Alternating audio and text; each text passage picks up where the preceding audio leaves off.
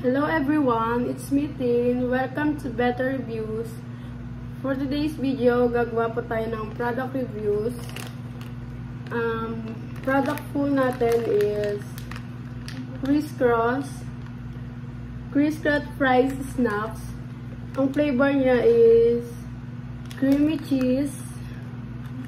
The manufactured by Suncrest Food Incorporated in Valenzuela City, Philippines.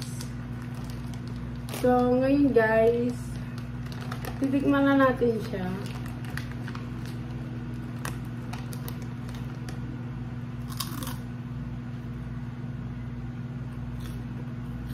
Ano siya guys? Crunchy. Masarap din siya. Ngayon, titikman ulit natin.